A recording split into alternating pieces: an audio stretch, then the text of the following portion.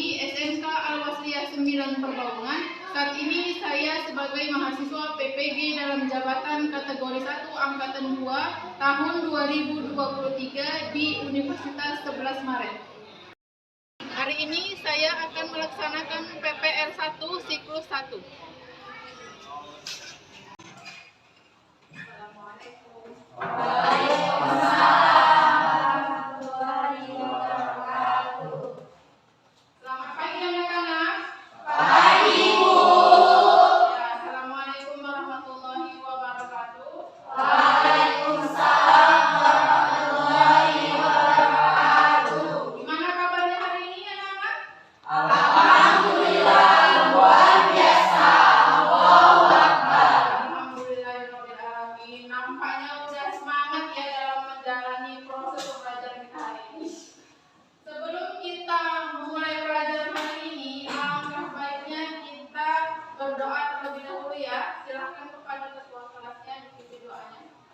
Sebelum belajar, marilah kita berdoa dimulai.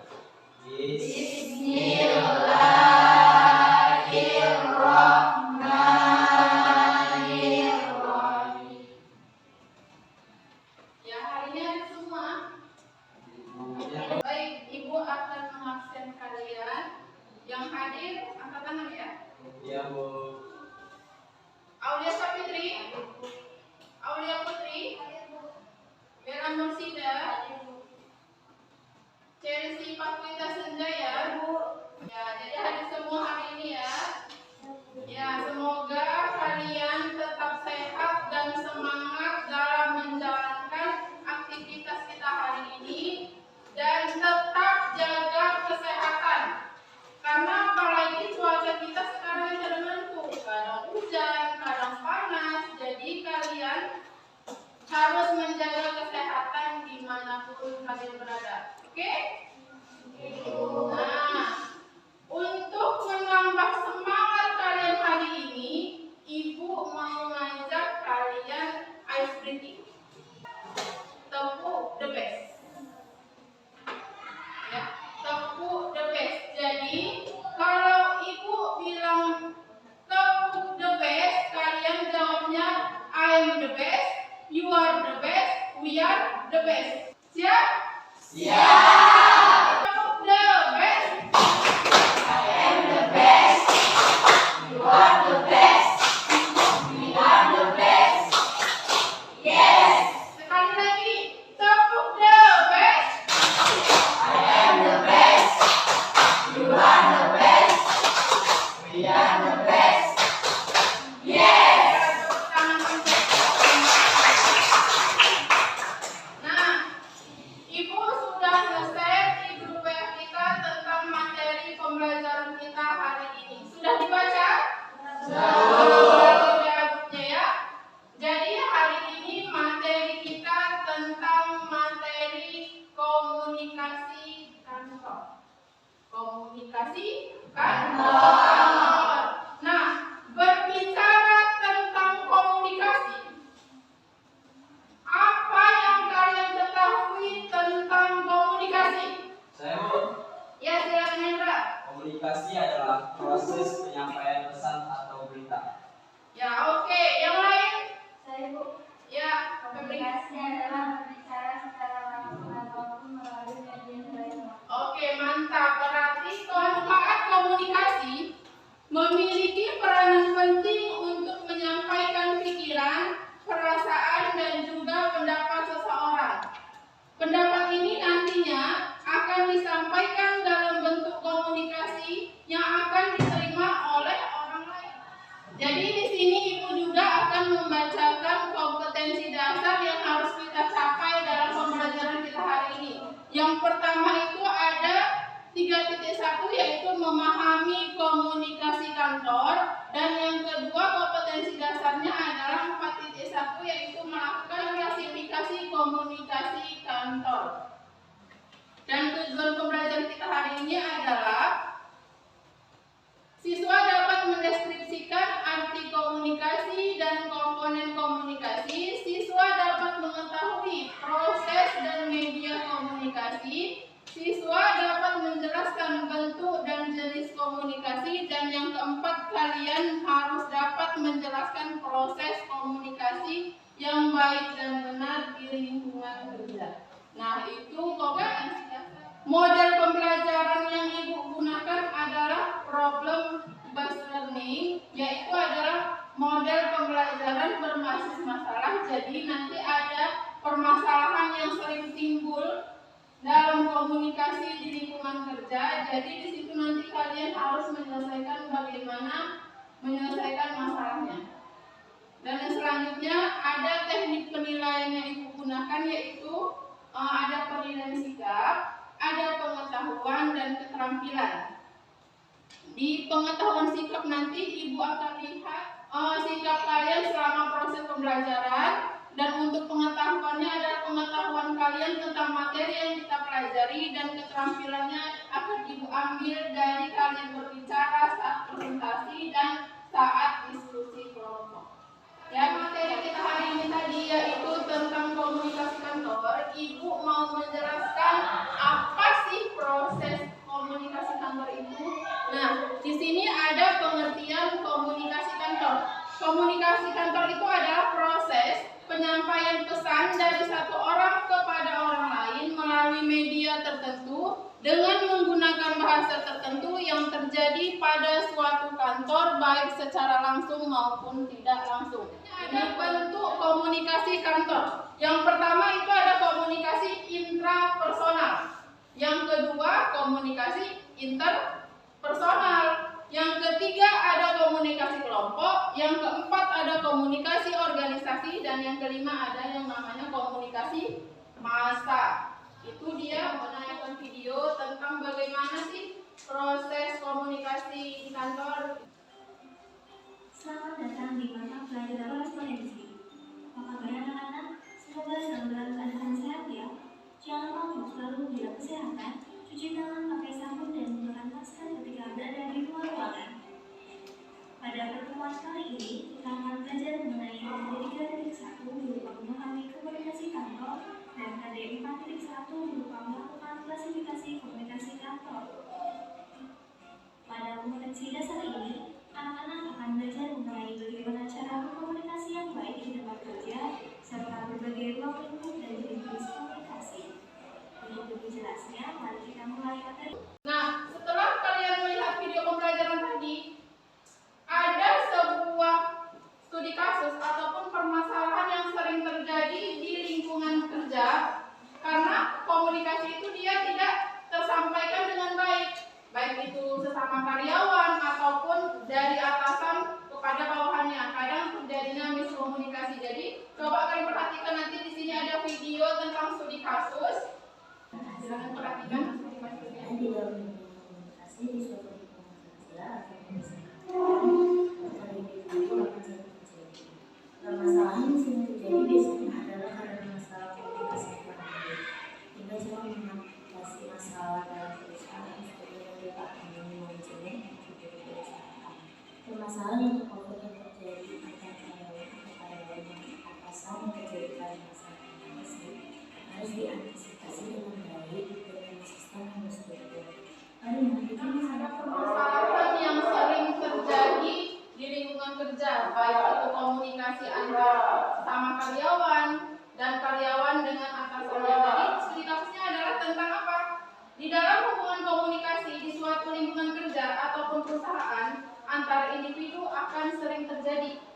Permasalahan yang sering terjadi biasanya adalah karena masalah komunikasi yang kurang baik. Nah, jadi terjadinya miskomunikasi atasan sama bawahan ataupun sama karyawannya.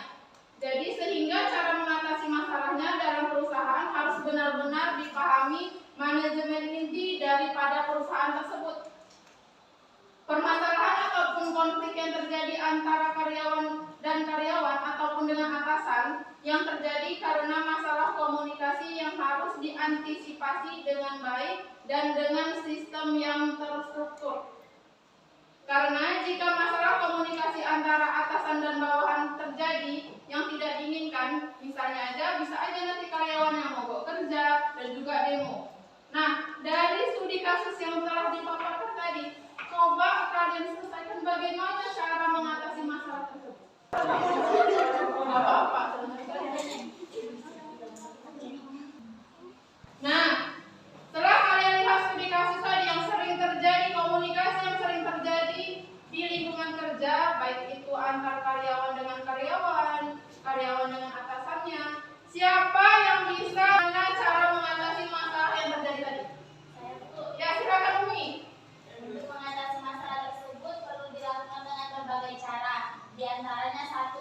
membentuk suatu sistem informasi yang terstruktur agar tidak terjadi kesalahan dalam komunikasi.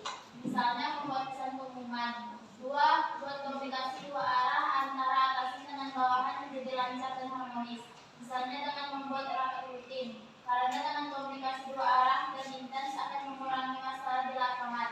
Dan yang ketiga, beri pelatihan dalam hal komunikasi kepada atasan dan karyawan. Pelatihan akan memberikan pengetahuan dan ilmu baru lagi untuk setiap individu dan organisasi dalam organisasi dan meminimalkan masalah dalam komunikasi yang biasanya masalah timbul karena lingkungan yang kurang kondusif di suatu perusahaan.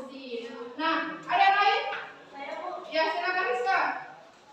adapun diantaranya menciptakan budaya kerja yang saling menghormati dan berpikir terbuka agar keharmonisan antar perbedaan usia, status, dan persepsi agar bisa saling memahami, berkomitmen dan bekerja sama untuk memegang teguh etika berkomunikasi. Nah, itu tadi. Untuk menyelesaikan masalahnya bisa juga kita harus menciptakan budaya kerja yang saling menghormati dan berpikir secara terbuka. Jadi, kita harus bisa menghargai baik itu perbedaan usia, faktor sosial, ataupun persepsi agar kita saling memahami satu sama lain. Untuk jawaban pemilihan kita. Nah, sekarang Ibu mau membuat kelompok diskusi. Jadi kalian buat kelompok diskusinya 4 sampai 5 orang.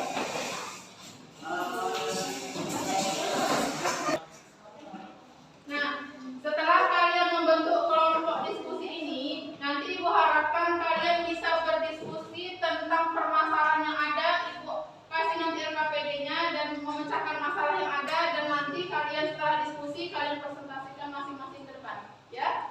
Ya, Bu.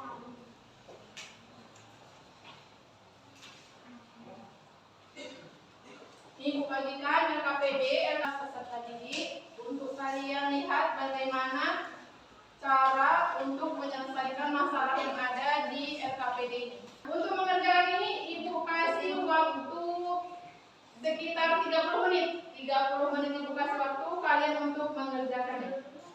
Mulai dari sekarang. Jika ada yang kurang jelas ataupun kurang paham di LKPD-nya, silakan ditanya.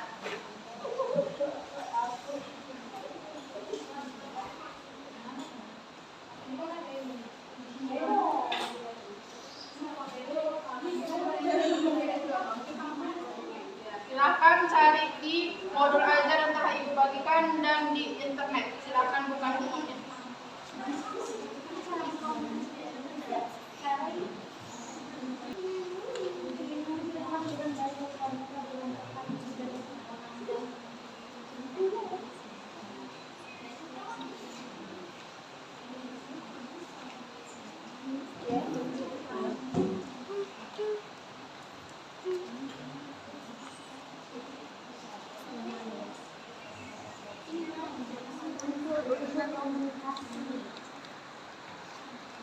Ada yang kurang paham, silakan ditanya.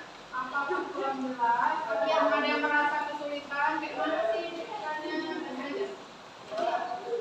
Ya, habis waktunya dalam pengerjaan LKPD.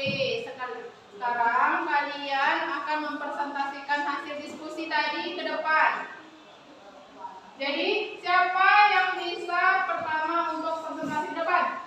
Ibu. Ya, silakan kelompok 1 Hendra. Assalamualaikum warahmatullahi wabarakatuh. Waalaikumsalam warahmatullahi wabarakatuh. Kami dari kelompok 1 ingin mempresentasikan hasil diskusi kami pada hari ini. Bagaimana skema proses komunikasi kantor? Jadi, skema proses komunikasi kantor itu yaitu yang pertama, pengirim mengirim pesan. Yang kedua, pengirim terkirim melalui media tertentu. Yang ketiga, penerima mengirim pesan. Yang keempat, penerima memberi respon. Yang kelima, timbulnya umpan balik atau feedback. Cara berkomunikasi yang baik dan benar dengan rekan kerja di kantor. 1. Menjadi pendengar yang baik. Yang kedua, pahami gaya komunikasi. Maksud dari pahami gaya komunikasi itu yaitu cara seseorang dapat berinteraksi. Yang ketiga, sampaikan pesan dengan jelas. Silakan, ada yang mau memberi tanggapan ataupun yang ingin bertanya kepada kelompok satu? Saya Bu, Ya, silakan Elis. coba perjelas lagi bagaimana komunikasi yang benar di lingkungan kerja antara rekan kerja. Cara berkomunikasi yang baik dan benar di lingkungan kerja, yaitu menjadi pendengar yang baik. Pahami gaya komunikasi. Maksud dari pahami gaya komunikasi itu yaitu cara seseorang dapat berinteraksi. Yang ketiga, sampaikan pesan dengan jelas. Yang keempat, Tadi gunakan bahasa. penjelasan mengenai cara berkomunikasi yang baik dan benar. Ada yang kita bertepuk tangan untuk kelompok satu. Ya, silakan kelompok satu kembali. Nah, selanjutnya yang presentasi ke depan yaitu kelompok empat. Silakan maju ke depan. Assalamualaikum warahmatullahi wabarakatuh. Waalaikumsalam warahmatullahi wabarakatuh. Kami dari kelompok 4 ingin mempresentasikan hasil diskusi kami. Pertama, bagaimana tentang skema proses komunikasi. Skema proses komunikasi. 1. Mengirim pesan. 2. Pesan terkirim melalui media tertentu. 3. Penerima menerima pesan. 4. Penerima memberikan respon. 5. Timbul umpan balik. Yang kedua, bagaimana cara berkomunikasi yang baik dan benar dengan rekan kerja di kantor. Cara berkomunikasi yang baik dan benar dengan rekan kerja di kantor. 1. Menjadi pendengar yang baik. 2. Memahami gaya komunikasi. 3. Sampaikan pesan dengan jelas. 4. Tadi hasil diskusi dari kelompok 4. Kita beri tepuk tangan untuk kelompok. Ada masing-masing kelompok yang telah mempresentasikan hasil diskusi kalian hari ini bersama kelompoknya.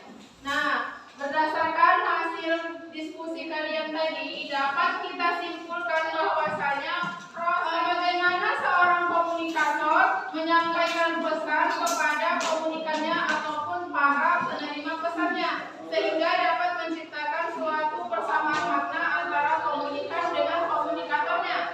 Yang proses komunikasi itu adalah untuk menciptakan komunikasi yang efektif dan efisien. Nah, itulah hasil diskusi kalian tadi. Bagaimana proses komunikasi di kantor, bagaimana cara berkomunikasi yang baik dan benar dengan rekan kerja. Nah, sampai di situ ada pertanyaan? Ada? Sudah paham ya? Ya, alhamdulillah. Jadi untuk materi kita hari ini yaitu tentang proses komunikasi kantor. Jadi tadi komunikasi kantor tadi adalah proses penyampaian pesan dari satu pihak kepada pihak lain dalam ruang lingkup lingkungan kantor dengan menggunakan media dalam rangka menunjang pencapaian tujuan kantor. Nah, tadi juga sudah dijelaskan komponen-komponen dalam komunikasi. Yang pertama ada komunikator, yang kedua ada enkod, yang ketiga ada pesannya, yang keempat ada dekod, yang kelima ada selanjutnya ada tanggapan, yang terakhir ada feedback, ada umpan baliknya. Nah, sampai di situ semua berarti paham ya? Ya, alhamdulillah. Materi kita hari ini yang telah disampaikan, siapa yang bisa menyimpulkan materi dalam pembelajaran kita hari ini? Saya Bu. Ya, silakan Hendra. Jadi kesimpulannya adalah komunikasi kantor adalah proses penyampaian informasi, instruksi atau perintah mengenai pekerjaan atau tugas. Komunikasi kantor merupakan proses penyampaian pesan dari satu pihak kepada pihak lainnya dalam lingkup lingkungan kantor dengan menggunakan media dalam rangka menjalankan tugas-tugas kantor untuk menunjang pencapaian tujuan kantor. Dengan berkomunikasi, maka akan mengantarkan terbentuknya kesatuan sistem dari bagian-bagian yang saling bergantung serta terciptanya pola hubungan Komunikasi kantor. Selanjutnya ada yang bisa menjelaskan dua hari ini? Ya, silakan Siska. Adapun bentuk komunikasi diantaranya adalah komunikasi interpersonal, yang kedua komunikasi intrapersonal, Yang ketiga komunikasi kelompok, yang keempat komunikasi organisasi, dan kelima komunikasi massa. Dan bentuk jenis komunikasi diantaranya adalah komunikasi verbal, non-verbal, formal, informal, dan formal, langsung atau tidak langsung. Nah, itu tadi adalah bagaimana bentuk dan jenis komunikasi. Ya, tepuk tangan untuk hasil diskusi. Kesimpulan hari ini, materi kita hari ini yaitu tentang komunikasi. Agar komunikasi itu dapat dilakukan menjadi efektif, jadi kita harus memperhatikan hal yang pertama itu harus kita perhatikan adalah credibility. Ada yang namanya credibility ataupun kepercayaan. Jadi pihak komunikator menyampaikan pesan kepada komunikan tadi harus ada tingkat kepercayaannya. Bisa nggak menyampaikan pesan tadi kepada pihak yang menerima? Harus ada credibility-nya, ada kepercayaannya. Yang kedua harus ada konteksnya, kondisinya bagaimana dia menyampaikan pesannya. Itu harus kita perhatikan juga. Dan ada kontennya, isi. Konten itu ada isi pesan yang disampaikan. Selanjutnya ada clarity. Clarity itu apa? Kejelasan. Harus jelas disampaikan pesan itu biar tidak terjadinya miskomunikasi. Dan selanjutnya ada continuity dan konsistensi. Berarti harus pesan itu harus disampaikan secara berkesinambungan dan konsisten. Selanjutnya ada capability of audience, yaitu adalah pesannya harus dapat dipahami. Yang selanjutnya ada channels of distribution, yaitu adalah media yang digunakan itu seperti apa. Jadi pihak komunikator kepada komunikannya menyampaikan pesan melalui media. Nah, untuk menilai kalian apakah sudah paham dengan materi hari ini?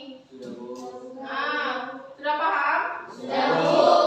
Ibu akan memberikan soal pertanyaan mengenai materi kita hari ini. Benar udah paham atau belum? Ada pertanyaan di situ, ada soal yang pertama. Seorang pimpinan berbicara di depan audiens pada saat rapat di kantor. Dalam proses komunikasi tersebut, seorang pimpinan tersebut berperan sebagai apa? Komunikator. Ya, pimpinannya itu sebagai komunikator, ya kan? Dia yang menyampaikan pesan. Itu dia. Yang kedua, seorang sekretaris mengirim pesan kepada seluruh karyawan untuk dapat menghadiri acara ulang tahun perusahaan. Media komunikasi yang digunakan sekretaris tersebut dalam menyampaikan informasi digolongkan ke dalam media komunikasi apa? Media.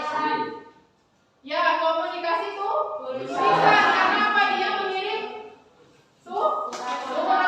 Nah, itu tadi berarti kalian benar paham dengan materi kita hari ini. Ada komunikator, ada komunikan, ada media, ada feedbacknya, dan ada umpan baliknya. Ya, tepuk tangan untuk kita semua. Jadi sudah paham ya dengan materi kita pada hari ini? Paham. Tidak ada pertanyaan kan? Berarti semuanya sudah paham dan jelas tentang materi pembelajaran kita hari ini. Nah, jadi untuk minggu depan kita akan masuk ke materi selanjutnya, yaitu berkomunikasi melalui telepon dengan menggunakan bahasa Indonesia. Jadi kita beri tangan dulu kita semua. Nah, sebelum kita menutup pelajaran hari ini, silakan kepada ketua kelas untuk berdoa. Untuk mengakhiri pelajaran hari ini, marilah kita berdoa. Doa dimulai.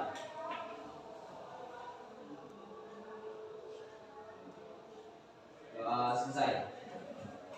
Nah, jadi semoga apa yang telah kita pelajari hari ini dapat bermanfaat untuk kita semua dan dapat menambah ilmu pengetahuan untuk kita. Sampai di sini perjumpaan kita. Assalamualaikum warahmatullahi wabarakatuh.